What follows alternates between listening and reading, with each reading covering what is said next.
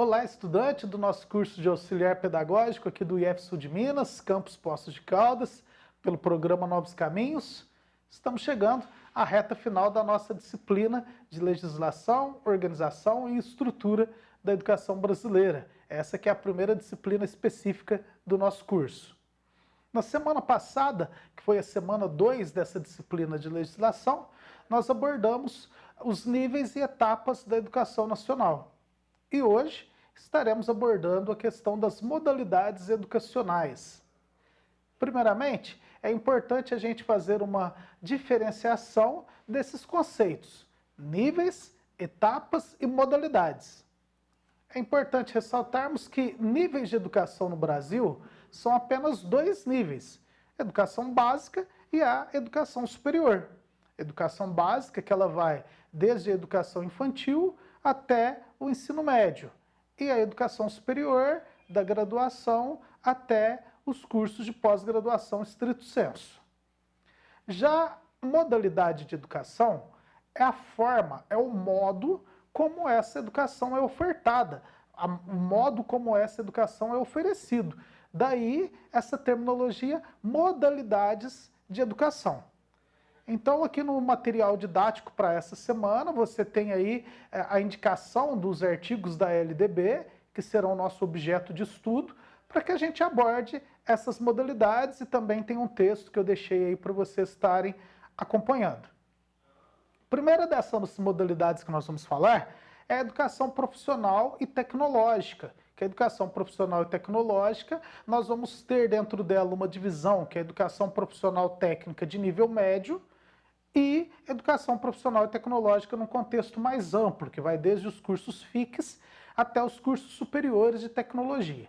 Porém, essa modalidade, nós não vamos tratar dela de uma maneira detalhada nesse vídeo, porque nós teremos uma disciplina específica para tratarmos de educação profissional e tecnológica no decorrer do nosso curso, ok? A nossa segunda modalidade é a modalidade de educação de jovens e adultos, a famosa EJA. A EJA, ela é uma modalidade educacional porque ela é um modo diferente de se ofertar educação para aquelas pessoas que não tiveram a oportunidade de estudar quando tinham aquela idade que é considerada adequada, aquela idade que é considerada a idade correta.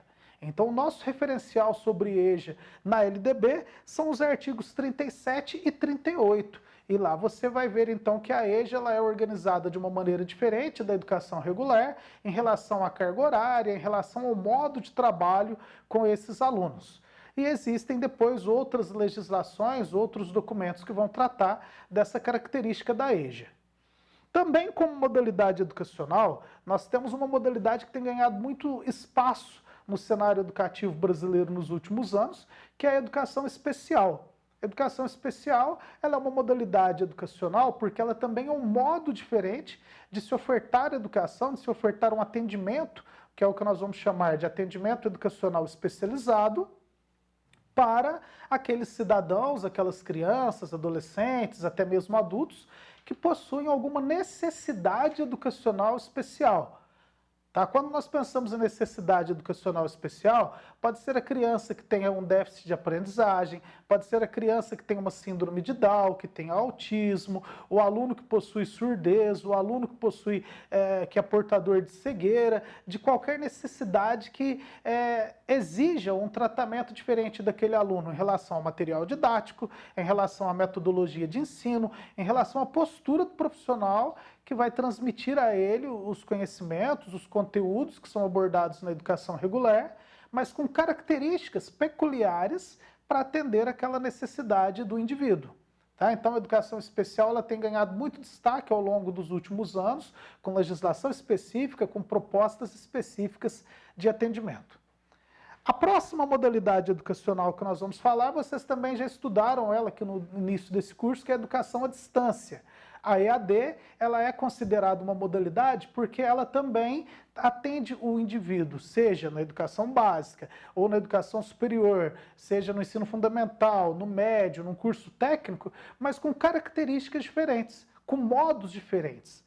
Modalidade, modo. Qual é o modo que a EAD trabalha? Esse modelo que nós estamos aqui por uma videoaula, que é uma atividade assíncrona, né? O que é uma atividade assíncrona? Quando o aluno e o professor não estão ao vivo, ao mesmo tempo, num contato direto. Alguns estão me assistindo aí à madrugada, outros estão assistindo na manhã, alguns à tarde, outros no final de semana. Então a EAD, professor e aluno separados fisicamente, mediados por tecnologia educacional, seja ela um livro, seja uma anotação, um vídeo, um podcast, um áudio, um instrumento que for. Depois nós temos duas outras modalidades que não são tão difundidas a nível de Brasil, porque elas vão falar de populações específicas, que é a educação indígena e a educação quilombola.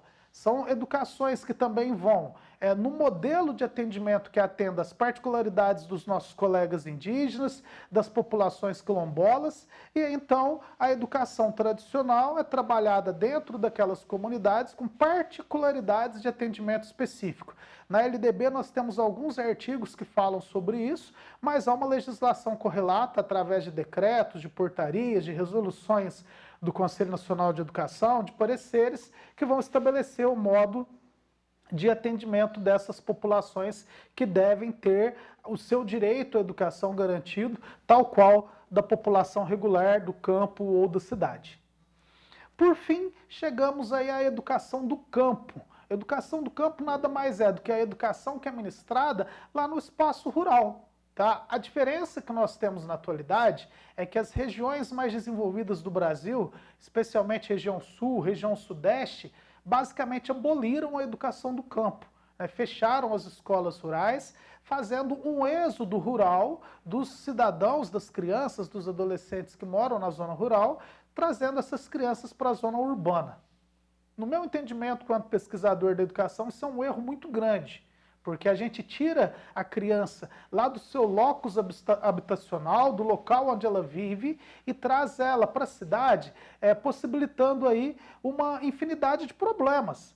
Problemas no contexto da socialização, do envolvimento com a sua realidade. Então eu sou a favor de que a escola do campo aconteça realmente lá na comunidade onde essa criança, onde esse adolescente vive. Nós não vemos isso em algumas regiões, mas no norte, nordeste, ainda na região centro-oeste do Brasil, isso é muito evidente.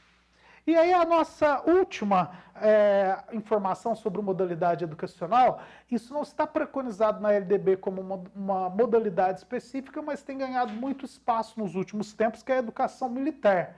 Com a mudança do governo federal, a gente observa que o artigo 83 da LDB tem sido colocado em prática de uma maneira mais diferente, com programas do MEC fazendo aí um fortalecimento da escola cívico-militar. Não chega a ser uma modalidade educacional em relação ao modo de tratamento, mas alguns autores já consideram a educação militar uma modalidade pela forma como ela é conduzida no seu contexto geral. O atendimento ele é basicamente em escolas regulares, no mesmo modelo das escolas tradicionais, mas com algumas características e particularidades do militar. Então isso dá a ela um certo tom de modalidade de ensino.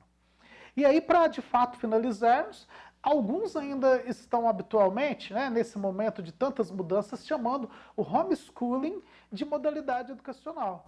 O que é esse homeschooling? Só para você ter uma ideia, depois vocês podem complementar esses estudos, o homeschooling é a educação domiciliar, que é algo que nós estamos vivendo de uma maneira aberta nesse período de pandemia, onde isso já existe nos Estados Unidos, Europa, Canadá, diversos países mundo afora, onde a criança deixa de ter a obrigatoriedade do ensino na escola para estudar em casa.